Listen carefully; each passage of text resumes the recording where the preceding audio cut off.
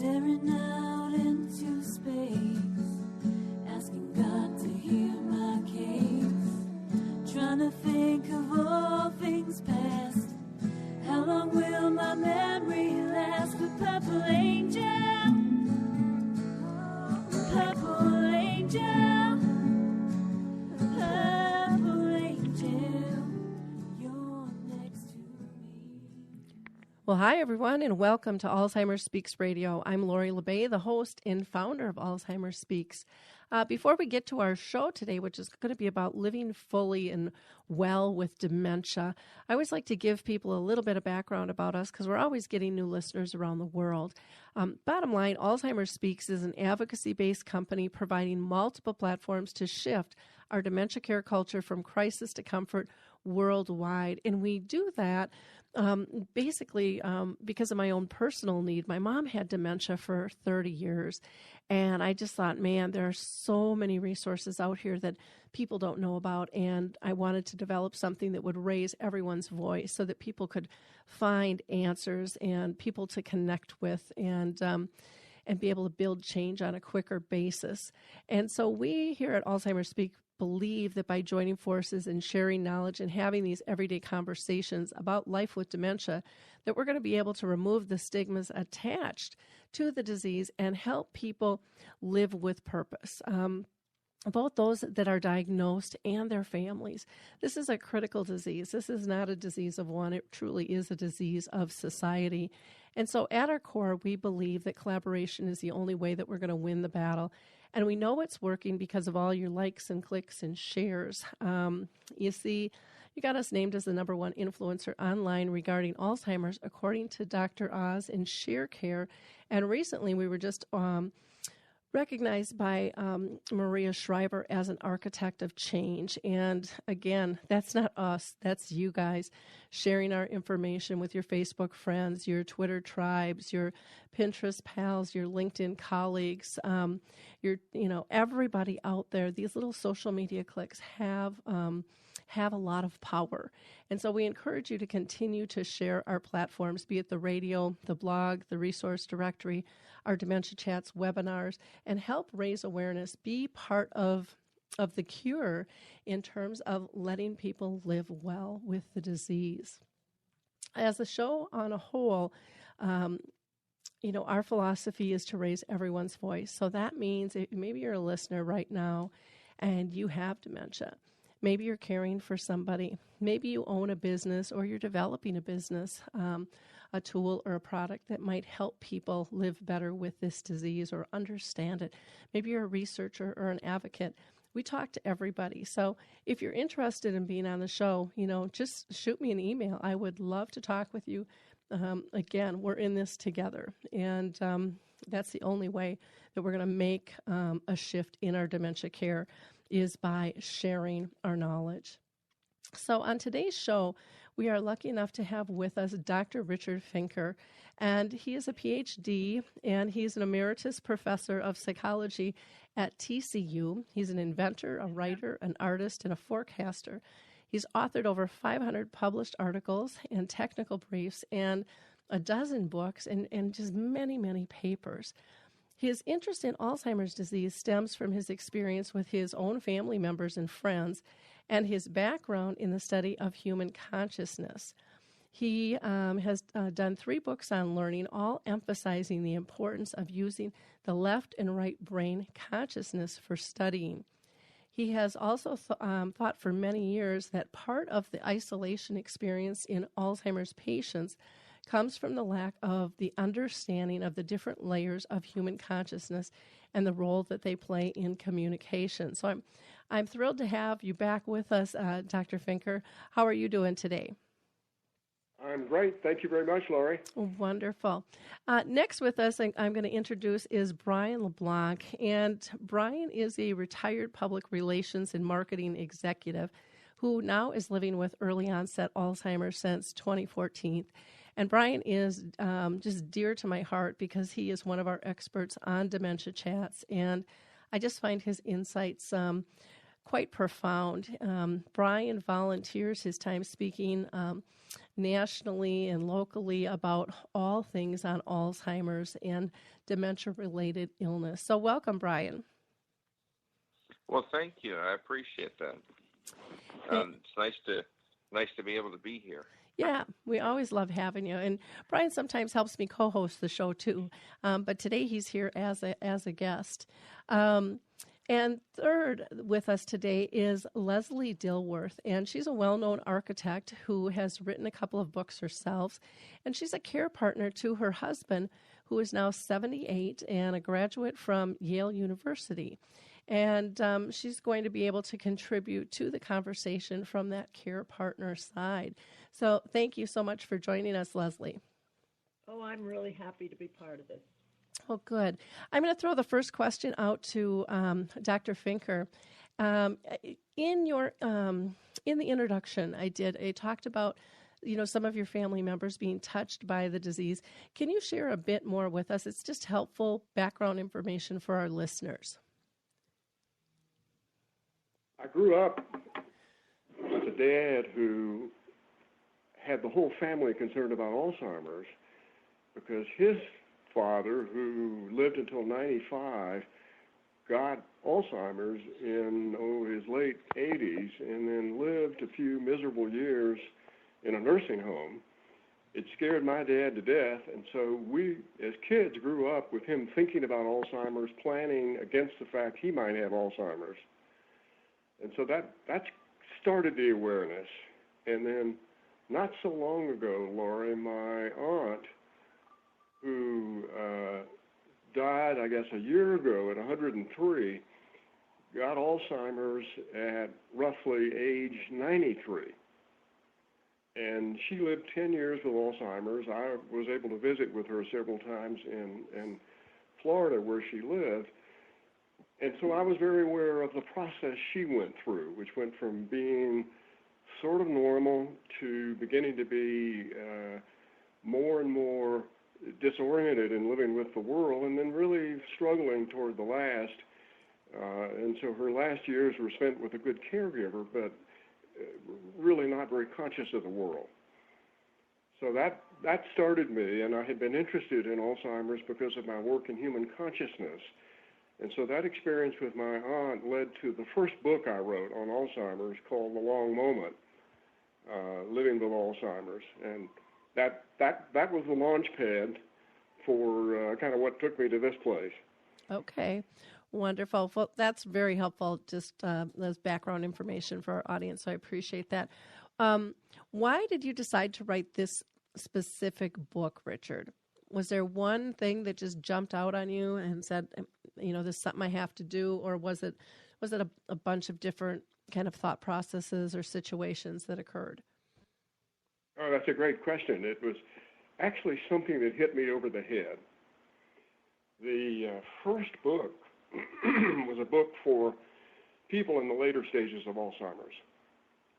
And I went to 2 international Alzheimer's conferences with materials associated with the first book, and I had a little invention for communication called the Alzheimer's cards, which I presented at the conferences. What I learned over the 3 years that I was doing this, and this is what hit me over the head, was that most people living with Alzheimer's live, or any kind of dementia really, live quite a number of years fairly normally. And as you begin to read the stories of people living with Alzheimer's, and Brian is one of my heroes here because I read his stories, you realize in my conscious mind, living with Alzheimer's or any form of dementia, I'm pretty darn normal. The world is a handicap for me. I'm struggling a little bit, but my own experience of myself and my life is pretty normal. I just need a little bit of help. So the second book came from reading the stories of people living well with Alzheimer's, trying to understand their lessons, and then trying to get a positive message out about living with dementia. So my goal in writing the book was very simple. I want to write a positive book on Alzheimer's dementia that can help the population of people who are living, certainly in the early stages, with the disease. One other question I'd like to ask you about the book itself is, how did you come up with the title, Don't Rain on My Parade? You know, I researched titles through lots of folks and lots of friends. And the one thing that stuck with everybody is that really everybody has a life that is a parade, and it continues to be a parade after dementia. However, the world is pretty hard on people with dementia. And the Alzheimer's Association, for all the good it does, reigns an awful lot with some of its approaches to dementia and its focus on the medical side of dementia. And so there's a lot of rain there. So the concept was pretty simple. I have a parade. I don't want you to tell me I no longer can live that parade because I have Alzheimer's. That's where the title came from. And all of my friends and the people that I work with in the Alzheimer's community sort of said, you know, that's okay. That's the way to say it. Mm-hmm.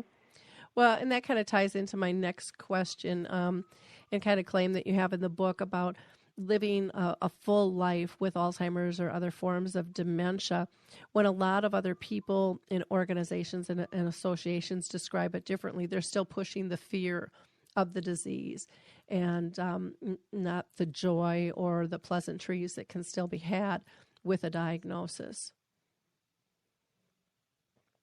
You know, that's absolutely true. Mm-hmm. The concept of a full life, of course, applies to everyone. And no one's life is perfect. And no organization or community or people really have the right to tell someone your life is not full because you have a broken arm, because you have cancer, or because you have dementia. Mm-hmm. So that, you know, the decision there is really about a choice, and it's a choice not to buy into the fearful side of the Alzheimer's community, but to buy into the side that is focused on you and you living well. Mm-hmm. Brian, what are your thoughts on that? Is that a statement that you agree with? Well, yeah. I mean, he kind of hit the nail on the head because if, you know, it's not an easy life, but it's doable. And we make it that way. Mm-hmm. Because when you look at it and you have a choice of what you're going to do each day, I always describe it as, you know, you can lay in bed and have a pity party, or you can get up and make a difference. Do I stay in bed sometimes and have a pity party? Yes, I do. However, when you realize that you're the only one that's at the party, it's not really much of a party. So you get up and you do stuff. And but you know, my biggest obstacle in doing what I do, you know, because I'm now an international advocate, just being asked to be on the board for Dementia Alliance International. And what happens there is that people still don't understand that I have Alzheimer's because of the way I look. You know, I'm 56 years old, and they have trouble wrapping their head around that. So I try to break down the barriers of that, not just for me, but for everyone that has early onset Alzheimer's, because I feel that it's everybody knows that Alzheimer's is the most misunderstood disease that there is today. And if I have to continue that fight in making everybody aware, doing it one person at a time, then that's what I'm going to do. And but it's also stigma that's associated with the disease. Mm-hmm. And there's a lot of things that people won't. For instance, if Shannon and I are out and about somewhere, and Shannon is my wife, and we'll talk to people, but then they'll kind of lean into her and say, "So, how's he doing?" And my wife, being my wife, she'll say, "Well, you know what? He can still talk, and he can hear, and he just heard what you said. So why don't you ask him?" Mm-hmm. So it sounds like you're pretty much in alignment with Dr. Fenker that you can live a full life. It's breaking Yes. down these barriers, letting other people, as he said, don't rain on my parade. I'm still here. Very much so. It just comes with some obstacles sometimes. Mm-hmm. Now, Leslie, do you find that those types of situations happen with you and your hubby as well, like Brian is explaining? Yes, although it doesn't happen in front of him. When we go out with other couples who have known us for a long time, invariably they say to me, "He seems okay to me." Mm-hmm. Yeah. Which is both a nice thing, but it's also very frustrating because they don't see what the issues are for me Mm-hmm. as caretaker. Yeah, and it's a well hidden disease, and I think especially with couples, because as a couple, that's part of your job together is to pick up where the other one falls down a little bit, and you just kind of keep lifting up, and from the outside everything looks the same because it's still getting done, and so it's not as noticeable because people don't notice who's actually doing what or how things are getting done at times. I know we ran into that with my own mother. Dr. Fenker, I want to ask you, in your book, you really offer hope in this book, and yet, as we know, there's no cure. I mean, they don't even really know what's causing the disease. How do you offer hope to people when there is no cure? It's interesting. The word hope here really has to do with something tied to the medical profession, not so tied to people who are living with Alzheimer's. Hope from the perspective of the physician is non-existent with Alzheimer's because there really isn't a way to prevent it right now, and there's no cure for it. And that's the kind of hope really that is most publicized and is associated with the fear coming from the Alzheimer's Association and many other places in the Alzheimer's community. From a real life perspective, attached to every human being, hope is a completely different thing. Mm-hmm. Hope is tied to living every day. Hope for living with Alzheimer's is really about living with a handicap and finding ways to make living with that handicap acceptable, fun, joyful, whatever it takes. That sense of hope is something that we all have, we all live with every day in our own way, and it doesn't just apply to people with Alzheimer's. No one with any disorder really deserves to have their life pronounced hopeless because of something the medical profession says. So my sense of hope is that it is not tied to a cure, it is not tied to medicine, it is tied to finding a way to live life with a care partner every day as fully as you can. And I agree with that, but I'll disagree with it too at the same time, because I think it's even bigger than having a diagnosis of any kind. I think it's just what we do in life. We adapt. Life is not perfect, and there's not an ABC plan of how to get through it. We are constantly adapting to life. From the moment we're born till the moment we're dying. We are we're looking at how to live fully, and I think if we can get to that crux of this is normal. This adaptation is normal. Acceptance of our circumstances, needs to be had in order for us to push through.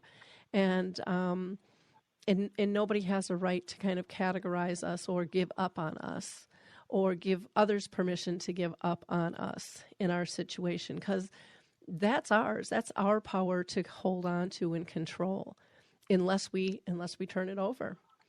And I don't think we have that conversation enough about our right to live our life the way that we want to be able to be honest and authentic and non-apologetic, for if we have a disease or some type of disorder. Children don't look at us through those eyes. Those are learned behaviors, I believe, as adults. The judging and the categorizing and in whatever. But I would like people to look at it in a broader light than just disease. I think your depiction of hope being related to a cure and being a medical model is totally accurate in terms of how it's perceived, but it doesn't and it shouldn't have the right to control what hope is to everybody in their heart and soul. It's much bigger than that. Richard, any comments on that? Yeah, I think you said that very eloquently, Laurie, and it reminds me, I work with the Dementia Action Alliance as one of the heads of the National Committee on Technology. And the focus there is really, you don't make decisions without us. When you want to talk about people living with dementia, they're involved in all the decisions you make that have to do with not just technology, but the life of someone living with dementia. That's a participatory thing, just because of the reasons you described. Life is adaptable. People adapt. And they don't want you running over them with your thoughts or your technology or your view of Alzheimer's because you don't have it.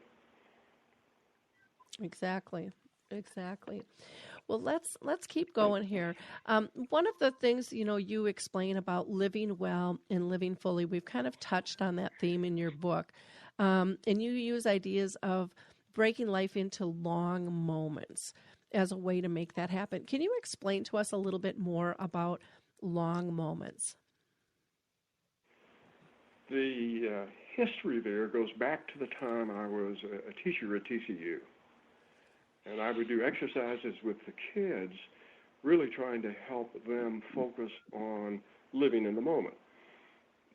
And so I would have them practice living a long minute, creating as much fun and joy or whatever they wanted as they could in that minute, then an hour, then a day, then a week. Well, what everybody quickly discovers is you can manage to live a long minute or a long few minutes and control that. But in real life, you can't necessarily control those longer periods without things happening in the world that interfere with you. Time for really everyone doesn't occur in the past, present, and future. It all occurs in the present. So our experience of time is always in the present, even if it's about the past or about the future. When you begin to work with people who have Alzheimer's, you discover that because of short-term memory loss, their time dimension has already collapsed a bit, and it's really focused in the present tense. If you begin to distract them by thinking about time as something that is going to take a day to live or a week to live, you begin to compromise their life because things that happen in a day or a week are not always pleasant, and you can't control it very well. On the other hand, if you're thinking about the moment, well, that's something you can manage. You can have a perfect moment, and a moment can be just a minute or a few minutes or maybe even an hour. You can have a perfect moment, a joyful moment, a complete moment, a moment where you feel well many times during the day. And that experience, if you can give it to someone, can be part of a life with dementia for many, many years. So my point was that to live fully, you need to be focused on the moment, and you need to be taking deliberate actions that make those moments better, more complete, more joyful. Okay. You also talk in the book about, you use the phrases cognitive reserve and resilient aging in Chapter 4. Can you explain to our audience what you mean by both of those? Sure. The concept of cognitive reserve really speaks to our ability as a person to lose some of our brain's capacity. And we can lose it, for example, through the process of Alzheimer's that is actually destroying part of the functionality of the brain. It speaks to our ability to lose some of that capacity and still retain enough capacity to function pretty normally. And so an ideal thing might go back to some of the studies with nuns where cognitive testing of the nuns suggested that they were behaving pretty normally and thinking pretty normally, and yet when their brains were examined after death, it was discovered they had advanced Alzheimer's disease. So an ideal case would be that you had enough cognitive reserve to have Alzheimer's disease and yet continue life pretty normally because of the way your brain functions. Resilient aging really refers to the process of getting older and being kind of tough so that even as you age, you don't lose your functional capacity to do things. When you put those two things together, cognitive reserve and resilient aging, somewhere in there was the idea that perhaps if you have those things, you have the hope of living with Alzheimer's and continuing to live and function well, as obviously some people have done. Now, if you're living with Alzheimer's and you're not functioning well, it may be difficult to go back. But the real hope there is from the functional side, not the medical side. If there is a way to do something with exercise, diet, thinking, anything you can imagine, if there is a way to do something that enhances cognitive reserve and resilient aging, then that's a way to offer hope to someone living with dementia. That was the thought, and I had a chapter on that in the book saying there is a kind of hope here. We don't know how to do it yet. There's not research, or at least good research, suggesting that we can accomplish this, but I think that's possible. Mm-hmm. Okay. Now, Brian, one of the things I wanted to ask you, because I know that you're going to have to leave here in about 10 minutes, and I want to make sure we get this question in. You had read the book, before it was published, and you had made the suggestion about adding chapter summaries into the book. Can you let us know why you felt that was important? And I know that that's something that Dr. Fenker did add into the book. Well, sure. I used to be a voracious reader. There was a point where I was reading close to maybe 10 books in a month. I would stay up at all hours of the night reading because I just absolutely loved to do it.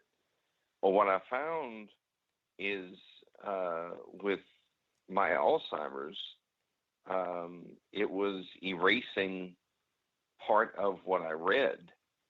So if I read a chapter and set it down, went to sleep, picked it up the next day, I had no idea what I read before. Mm-hmm. So I had to start over. So I wound up reading the same chapter over and over and over again, and I still couldn't remember it, no matter how many times I read it. So when I was reading his book, it got to the point where I was having to, read it over and over and over again. And so I just told him, I said, I would love if people wrote books with a person that has dementia in mind. And I told him my idea about, doing a summary of each chapter. So instead of having to go back to the chapter and read it all over again, you could just look at the summary and kind of get an idea of what you read, and something would click. Not necessarily all the time, but something would make sense so that when you start reading the next chapter, it's still fresh in your mind. And I'm so glad that he does his key points, and I'm so happy that he did that, because of the fact that it helps people move easily from one chapter to the next without having to go back and redoing a whole bunch of stuff. Mm-hmm. Now, I would think that would be helpful for care partners as well. Leslie, you read the book. What did you find helpful in the book to you as a care partner? I think what was most helpful and also most difficult is that it is a gateway to open up a discussion between you and your partner. And the discussions about the critical issues or the difficulties is often hard to address.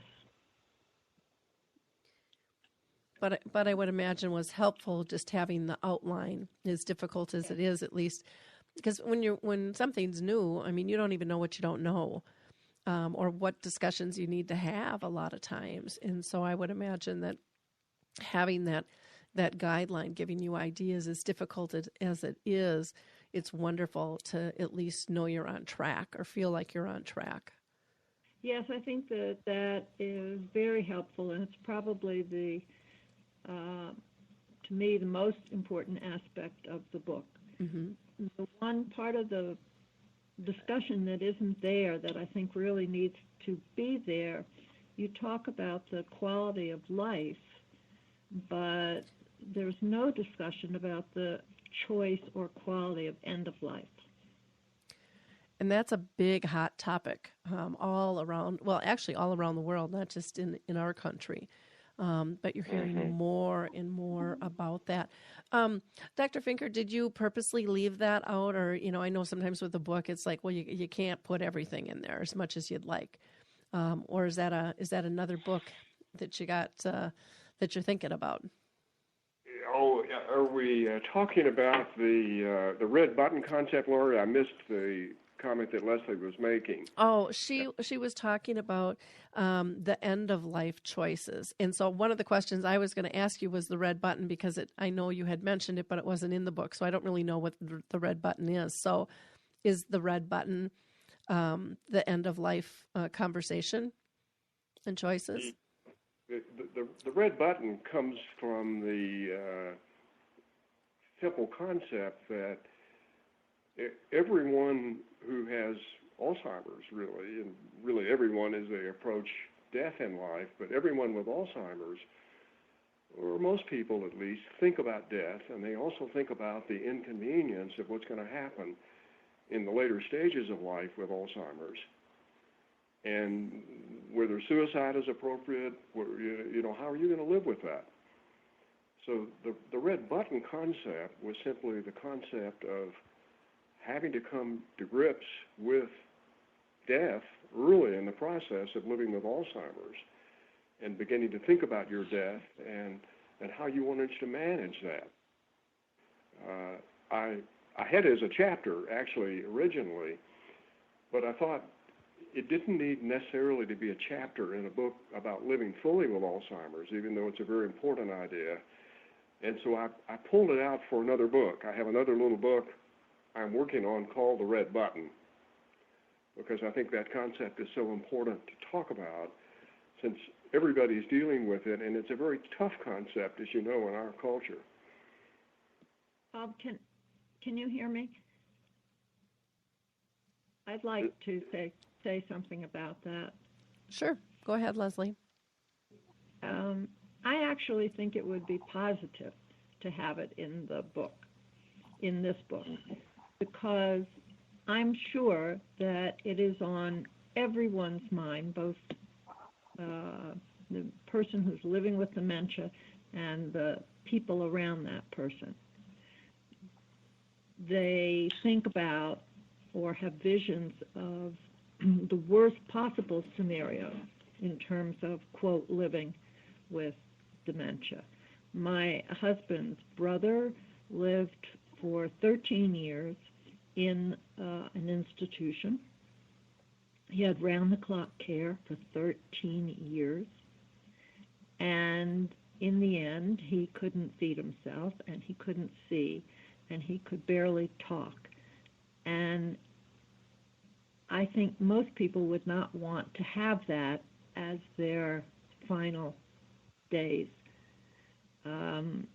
And so this is something that we talk about a lot, and that is the next phase of dementia.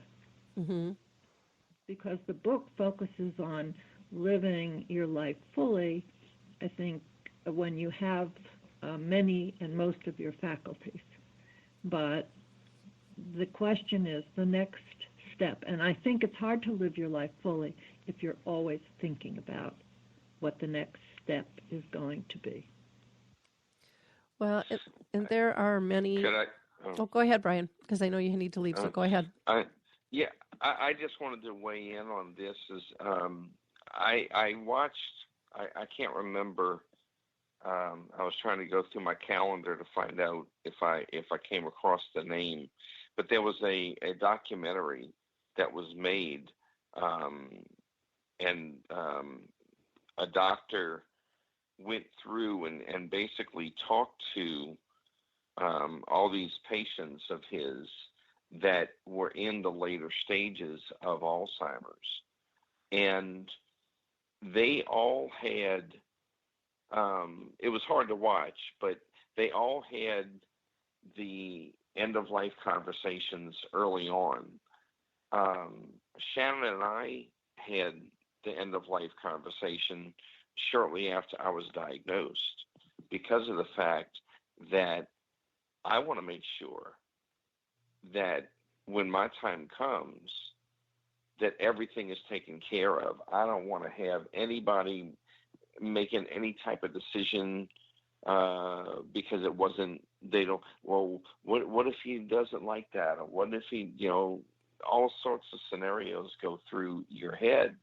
And so, I'm not questioning Dr. Fenker as to, why he didn't put it in his book, because that's his prerogative. I talk about that all the time when I give my presentations, because that's one of the things that is most of the time overlooked, because it is a difficult situation. It is a difficult conversation. You don't want to talk about it, but it's reality. Mm-hmm. And whether we like it or not, everybody's going to die. It just so happens that we're going to die sooner than what we would like. And we just have to make sure that everything is done the way that it should be. And that's why I feel that the conversation is extremely important. Great. Dr. Fenker, anything you want to add? Sure. I did include a chapter on end of life and on dealing with the practicalities around the end of life. The red button was kind of a special thing, because the concept there was creating some sort of way for an individual early in life to have a red button that they could push any time during the Alzheimer's process that said, I've had enough. I don't want to live any longer. That was the red button concept. It wasn't preparing for the end of life. It wasn't doing the practical things. It was sort of a spiritual thing. And I had actually written a fictional heart of the book based on the red button. I just couldn't understand how to handle that one concept in the context of the rest of the book. And so, didn't try to do it. Mm-hmm. Now, I have to say, Laurie, I wanted to comment on the chapter summaries.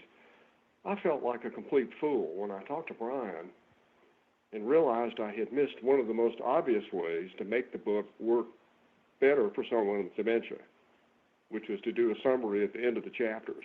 Mm-hmm. And we were ready to go to print. This was back, I think, in June, and I had that conversation with Brian, stopped everything, went back with my editors, redid the book, including the chapter summaries, which took a lot more work and a lot more editing because I thought it was so important. I'm very grateful to Brian for that comment because, frankly, I don't think the book works without those chapter summaries. Okay. Well, and I think it's something easy to overlook because most books don't always have those, chapter summaries and those key points in them. So, but I'm glad that Brian brought that up and that you incorporated that in.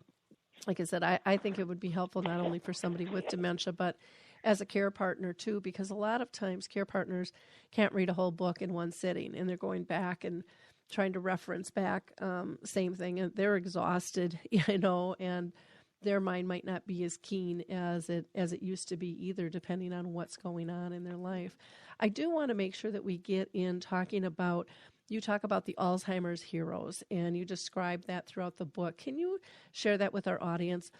What to you makes an Alzheimer's or dementia hero? But before he starts, I just want to say thank you very much for having me on today. I do have a prior commitment that I have to go, so thank y'all very much. Thanks, and, Brian. Richard, thank you for including me in this wonderful journey. I'm glad I could help. You're my hero, Brian. Thank you very much. Thank you. Bye-bye. Bye-bye. The hero concept, Laurie, was one that became more obvious as I started reading the lives of people like Brian who were living with Alzheimer's and began to understand what they were doing. Mm-hmm. That, every one of them follows this continuum that goes from living normally to living with a slight handicap to begin to living with more and more of a handicap. And the thing that, of course, was surprising to me was, as I read these stories, how much of life folks with Alzheimer's had left in them. And that what people who were living well were doing was engaging life fully, saying, I have a handicap like Brian, but kind of getting on down the road and saying, well, maybe I can help others by living fully. Maybe I can help my family by living fully. Maybe I can add joy to my life by living fully. All of them were a little bit different. But I could also see that it took a great deal of courage to make that decision. And you look at somebody like Richard Taylor, I think he was, 10 years into having Alzheimer's when he gave one of his last international speeches.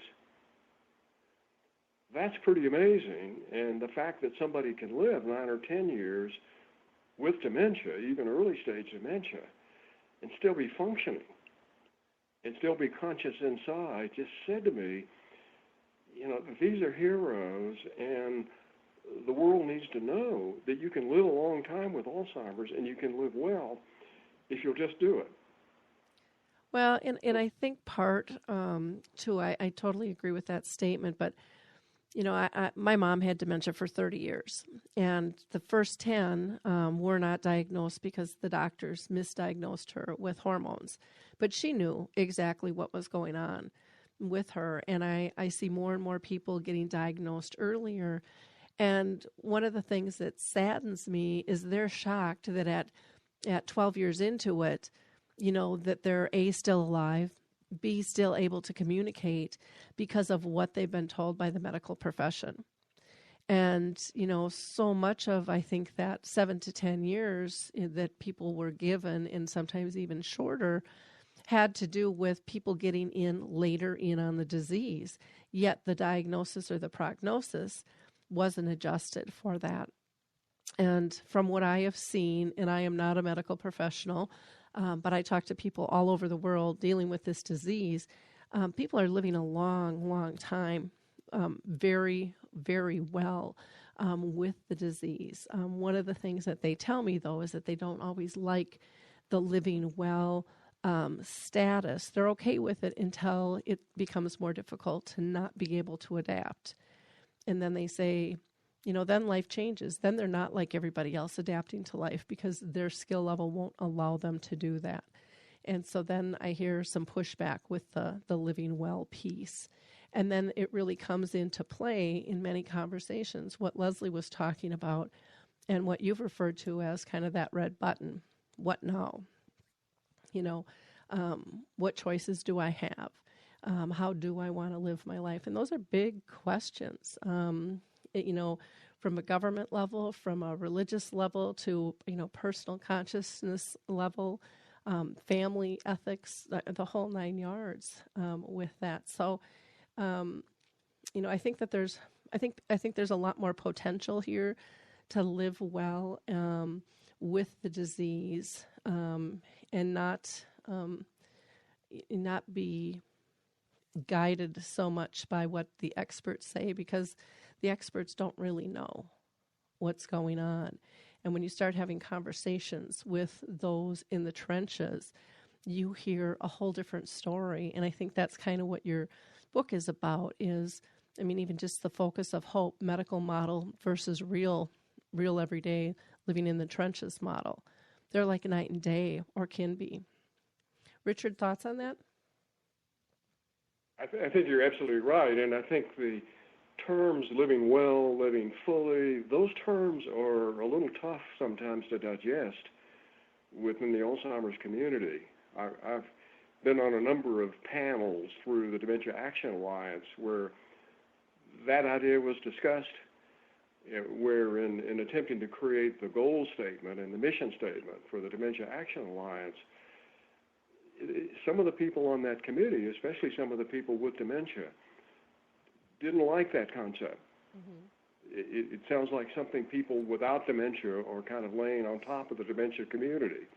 And yet others like Brian really did and embraced it and said, it's a relative thing and I agree with it. I want to live well.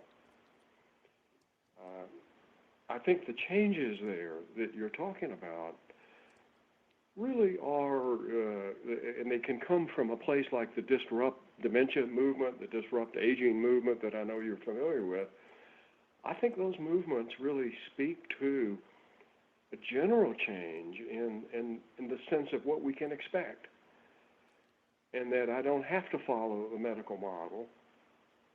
I can really expect to be happy, especially if I have the support of a care partner and a community that isn't going to lay on my disability and say, like we were talking about earlier, you're all of a sudden you're not a person any longer because you have dementia.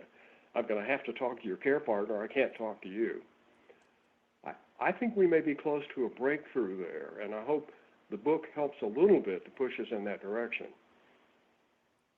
Great.